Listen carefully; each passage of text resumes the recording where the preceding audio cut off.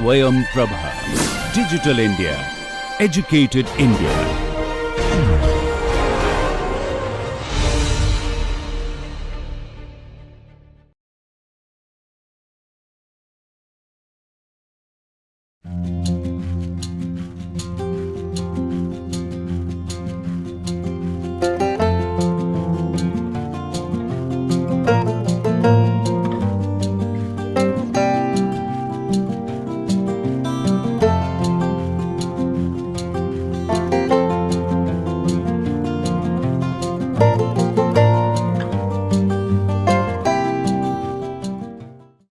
Hello friends, till the last class we have seen 5 different folk arts of India. We have seen the techniques, the motive, the belief system around them. Today let us see what is interdisciplinary approach towards learning. We in this course are looking towards encouraging interdisciplinary work. Today in this class let us see what does interdisciplinary means, what is the interdisciplinary education means, and why it is important to incorporate folk art in education. So you might have come across the word interdisciplinary. What does it mean?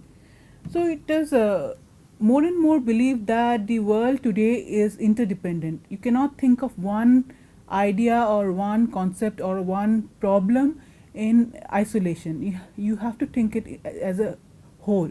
This is a map released by the World Economic Forum in its report of global risks in 2014. Here it shows that if you think of one problem in the world, you cannot think in isolation. You have to see the whole picture, and one problem is related to very many things. Just for example, look at climate change. Climate change is related to extreme weather events, water crisis, biodiversity loss and ecosystem collapse, natural catastrophe. This paradigm is again related to very many other things like man-made environmental catastrophe, natural catastrophe, failure of critical thinking infrastructure, etc. So you can see that the world today is more and more interconnected, more so because of globalization, and you cannot address an issue properly without seeing the entire picture. That's why the need for interdisciplinary approach is more and more understood. So M. Nisani in his 1997 published work 10 Cheers for Interdisciplinary, a case for interdisciplinary knowledge and research, and M. Appleby, who later worked on Nisani's work in his paper What are the benefits of interdisciplinary study, have pointed out 10 things, very many things which talks about the importance of interdisciplinary approach towards learning and towards understanding. They are more meaningful learning experience. If you have an interdisciplinary approach, you get a more holistic understanding towards learning. You don't understand one problem in isolation or devoid of other things around it, but you understand the whole picture around it. So this is the benefit of having interdisciplinary approach towards learning. New opportunities resulting from crossovers between two disciplines. So it is said that new knowledges are created in the frontiers of the disciplines. So when you bring two disciplines together, there is opportunity, there is chance of creating new knowledge systems. So there is opportunity of creating new knowledge when you have an interdisciplinary approach. Demonstrating real life applications. So when it is said that disciplines sometimes are not capable of handling real life issues, they are not related to real life, they are theoretical. But when you bring interdisciplinary approach, there are possibilities, greater possibilities of addressing real life issues. So real life application is much more in when you have an interdisciplinary approach. Varied perspectives. So you are not looking at a problem from one perspective, you are looking at a problem from very many different directions. So this is the benefit of having an interdisciplinary research. Flexibility in problem solving. So there is much more flexibility, there is much more scope, there is much more the range is quite more when you have an interdisciplinary approach. Bridge the communication gap between professionals. This is quite understood that when you are having interdisciplinary approach, different disciplines, different professionals can come together to solve a problem or to talk about one issue. So, there is the communication between different professionals. Critical thinking, this is also very important, that when you have an interdisciplinary approach, you are looking at a problem thinking from very many different viewpoints. So, it enables critical thinking around the issue. Building confidence. So, it also builds confidence among various practitioners, various stakeholders. So, because you are collaborating with very many different areas. Greater creativity. So, it gives an opportunity to have greater creativity. It it's not linear thinking, it has multiple of thinking possibilities. So, it gives a platform for greater creativity. Transferable skill. This means that this knowledge which is produced when you have an interdisciplinary approach towards it, it can be transferred, it can be handed down from one person to other, or one research to other. So, these are the benefits of having interdisciplinary research. So, why interdisciplinary research has been propagated in recent time? It is because it is more and more believed that one discipline is not able to address all the issues faced in the rapidly globalizing world. We have to see a holistic picture, we have to address issues from a more wider perspective. That is why we need interdisciplinary approach towards understanding an issue or learning. So, this is a model created by Brody and Eyring in assessment in work based learning, investigating a pedagogical approach to enhance student learning. This is a paper which is published in 2007. They have put forward this triangle model which talks about interdisciplinary learning. On one hand, on one arm is the learning, in the other is the reflection, in the third is the capabilities. In the learning, it is understand disciplines, learning experience, new opportunities. So, when you have this interdisciplinary approach towards learning, you are understanding disciplines, learning experience, new opportunities. So, students when they understand an issue from different perspective, they not only know what other disciplines are about, but they know more what discipline they are studying in a more specific way. They understand what their discipline mean in the broader context of other disciplines. So, this is an advantage of having an interdisciplinary learning, that they understand their own discipline better vis-a-vis other disciplines. Reflection, real life application, varied perspective, communication, flexibility. So, as we have already discussed in the points that the interdisciplinary learning also encourages real life applications.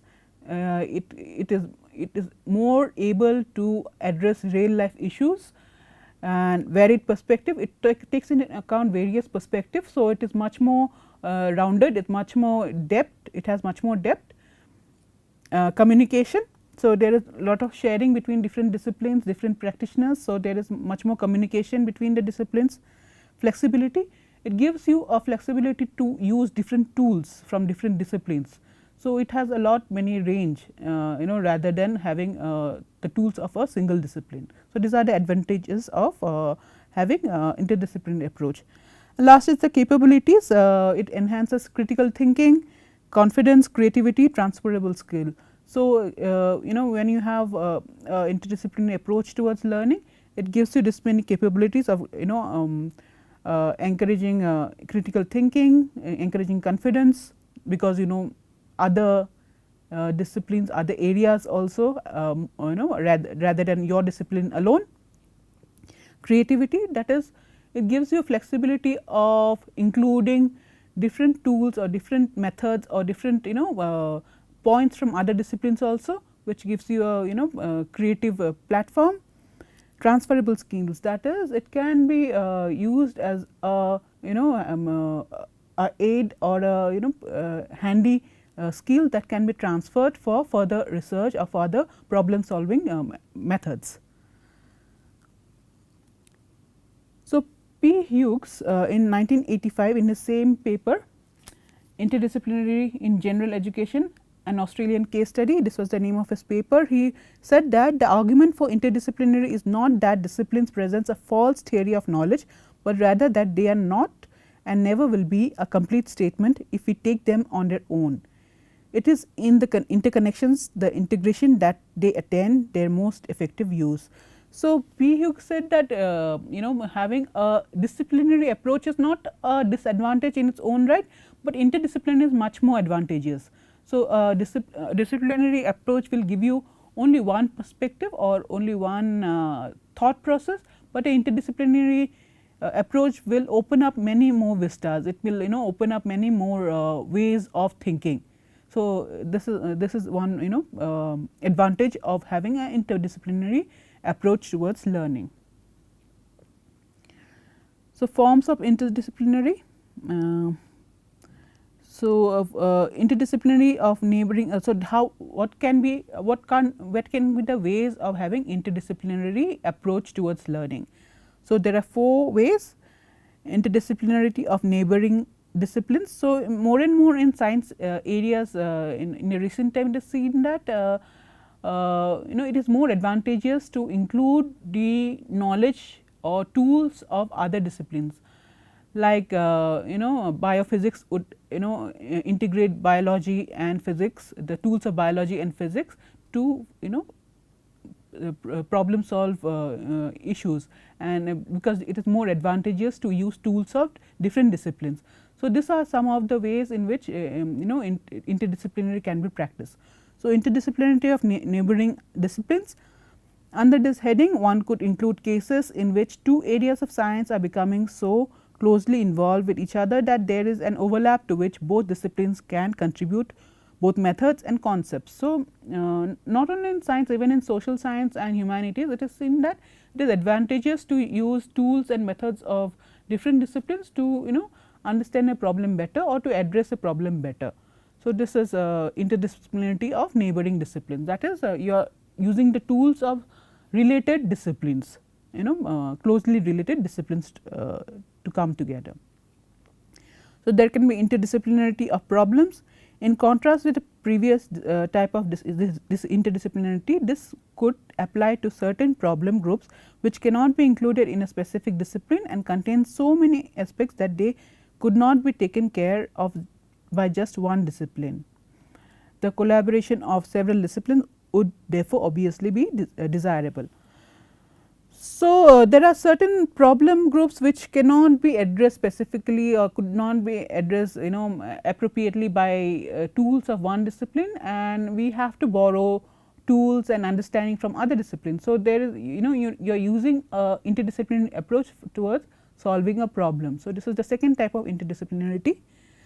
Third is interdisciplinarity of methods. This type of interdisciplinarity is most likely to occur when methods peculiar to one discipline can be used for research in other disciplines as well. So, I can give you an example of cultural studies which is thought to be a interdisciplinary area of knowledge. Here you have the flexibility of using tools of very many different disciplines and to understand a problem or to address a problem.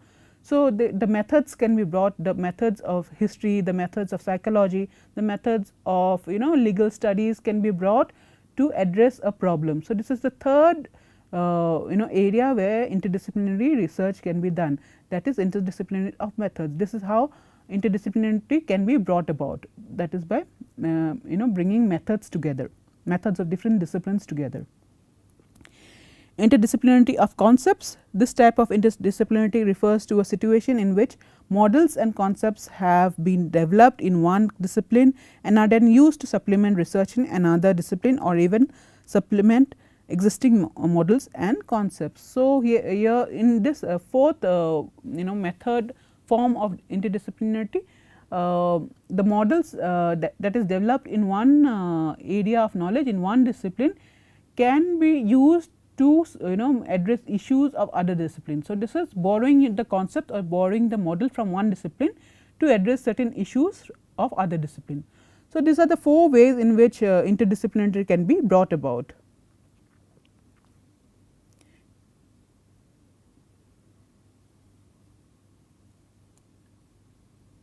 So, P. Hughes proposes 4 forms of curriculum integration, classification similar to that of Pring, who had talked about this in 1971. So, this is about interdisciplinarity in curriculum, how we can incorporate interdisciplinary approach in our education system. Interdisciplinarity through correlation of subjects. There are many ways of correlating subjects. Subjects are considered as one dimension of 3-dimensional set whose other dimensions are learning process and learning environments. So, you can bring about interdisciplinary by correlating subjects. So, the subject form one angle of the triangle, and other triangle can be learning process and learning environment. So, you are creating an entire concept which on one hand has subjects, other hand has processes, and the third hand has the environments. So, this is how you can bring about correlation of subjects in your curriculum. Interdisciplinary through themes, topics or ideas. The use of themes as an organizing or integrating element can be used to show how different disciplines interrelate in the elaboration and illumination of the theme.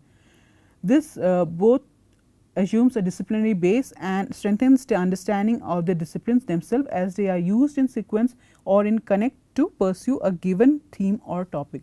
So, you can bring interdisciplinary by putting focus on the themes, topics or ideas. Suppose there is one theme, suppose there is we are talking about environment. So, how has environment been studied in science, how has environment been studied in social science or humanities, how has environment been studied in legal studies. So, you are talking about a problem from different perspectives, different disciplines. So, this is how interdisciplinarity can be also brought about in our curriculum. Interdisciplinarity in practical thinking. There are, however, areas of the curriculum which do not fall into traditional subject areas. These are in the main practical areas whose importance is made clear by individual or social demands. The approach will not be interdisciplinary in the sense of seeking an integration of different disciplines, but rather of helping students develop a capacity to operate effectively in the particular field. Civic education is a case in point. So, you can encourage the students to think about to think about a problem practically, how to bring about change or how to bring about radical thinking in certain areas. So, this is about practical thinking. You are talking from very many different perspectives, so that student develop attitude towards thinking practically, more pragmatically towards the issue. So, civic education is one case which where different point of view can be brought about to encourage students to think practically. Interdisciplinarity through the learner's own interested inquiry. A further variation of approach is to make the learner's own interested inquiry the basis of the curriculum. This is in nature cannot be a discipline bounded approach, since an area of inquiry will not necessarily confine itself in such a way if it commences with the interest of a student. It will be an interdisciplinary approach where a variety of relevant discipline is used to eliminate and structure the inquiry. So, if a learner has its own questions, has its own concern, the learner can pursue it by himself or herself by taking interest on their own, and they can pursue the inquiry through various perspectives. So, this would not necessarily come under the traditional education system or traditional education curriculum, but here the onus is on the learner himself or herself. So, these are the 4 ways proposed by Hughes that interdisciplinary approach can be brought about in our curriculum. So, now let us come to the core interest of the course, that is the 4 cards, and let us understand why 4 card needs to be incorporated in interdisciplinary education system. The first is the identity. I am listing out few points. These are not exhaustive points, but which I think are most relevant and most important, why 4 card should be incorporated in a curriculum, and it should be studied by very many other disciplines also. So, globalization has started a process of deterioration of cultural diversity. This is an argument that has been put forward by many scholars, saying that globalization has brought an onslaught to the cultural diversity. The cultural diversity has been eroding more and more because of globalization. The capitalism driven cultures are exporting their values to the minor non-Western communities, where the vulnerability of their internal economy matches their cultural vulnerability, menacing national identities. This is an argument put forward by Smith, saying that capitalism, with its strength of financial strength, has brought about a change which has mostly affected the culture of smaller communities, and the Western communities culture has been overriding the smaller groups culture. So, this is why globalization is thought to be eroding identities. Most often globalizing forces have been associated with the deteriorating of cultural identities, victims of the homogenization power of the Western consumer culture. This view tends to interpret globalization as an extension of Western cultural imperialism. So, when we talk about globalization, we are talking about a more connected world where nobody is big or small, where everyone is equal. But many scholars have pointed out that this is not actually so. In reality, it is actually one culture overpowering the other, Western culture being the more powerful culture, overpowering the smaller communities, smaller cultures. So, this is where folk art comes in, folklore comes in. Why we should take why we should take folk culture seriously? It is because it entails our cultural identity. It contains the essence of a cultural identity. That is why we should be taking the folk culture, the folk art more seriously. So, because it contains our identity, it contains the our traditions, our beliefs. So, we should uphold this, preserve this. Second is it is close to our heart. It is very close to our heart. We immediately relate to it. When we see a painting from our region, when we see a dance from our region, we immediately relate to it. It is close to our heart. So, this is also true because the folk art or the folk customs come from the community themselves. They are not borrowed from others, or they are not trusted by others. It comes from the community themselves, and that is why they are so close to one's heart. So, this is one can see the example here, like the governments, when they want to convey some message to the the masses, they usually use folk art. For a long time, the government has been using folk art, the folk drama, the folk dance, the folk songs to communicate the message of health and hygiene, regarding diseases, science communication to the masses by using folk art. So, this is because the folk arts are very closely associated with people's life. They can relate easily when they see an folk art. So, this is another reason that folk art should be taken seriously, and it should be incorporated in a curricular system and should be studied along with others. Vast area of traditional knowledge. Many tribes of India are examples of unbroken unity with the environment. Bhil tribes' age-old Halma tradition of conserving water, Bishnoi tribes' religion of nurturing wildlife, Dongria Kon tribes' regard of the hill range as the ancestors. There are numerous similar worldviews of Indian tribal groups that consider humans in continuity with nature. At present times, when we have reached the age of crisis in regard to our environment and nature, it is only judicious that we begin to take cognizance of tribal philosophy and the way of living. So, folklore is a vast area of knowledge. It contains a vast area of traditional knowledge, and if it is if it has to extinct, it will be a loss of a lot of years of knowledge and years of wisdom. So, we have seen example that many of our tribal groups in India, I have just given an example of the from the perspective of environment, but there are other things also, like the medicines are there, like folk cuisines are there, folk methods of weaving, the folk methods of solving problems, the folk methods of you name it, like architecture. So many methods and traditional knowledge is there. So if this knowledge has to die down, it will be a loss to the entire humanity. So we should take these are 3 points that I have pointed out why we should be taking folk art and folk culture more seriously, and it should be integrated in our curriculum. So friends, today we have seen the importance of interdisciplinary approach towards learning. In the next class, we can see how we can actually bring it together to have a dialogue with one another.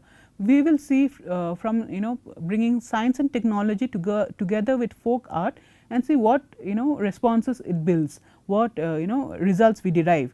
So this go through the slides and look at the importance of having the interdisciplinary approach, and also think about how you can talk about science and technology from using a folk art perspective. Okay. See you in the next class.